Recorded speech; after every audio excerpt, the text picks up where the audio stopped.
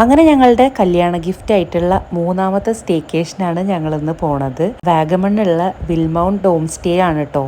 ഇത്തവണ താറെടുത്തിട്ടാട്ടോ ഞങ്ങൾ പോയത്.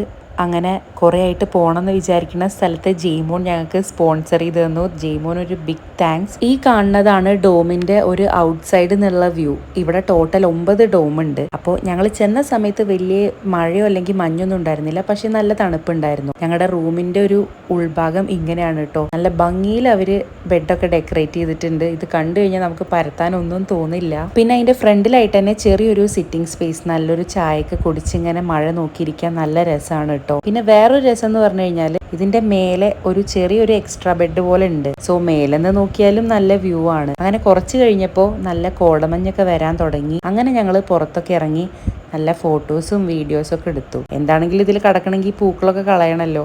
അതൊക്കെ കളഞ്ഞിട്ട് സമയം ഇതാ രാത്രിയായി നോക്കിയപ്പോൾ അവർ അവിടുത്തെ എല്ലാ ലൈറ്റും ഇട്ടിട്ടുണ്ട് കേട്ടോ. അപ്പോൾ ഒരു നൈറ്റ് വ്യൂ എന്ന് പറഞ്ഞു കഴിഞ്ഞാൽ ഇങ്ങനെയാണ്. നല്ല ഭംഗിയുണ്ട് കാണാൻ.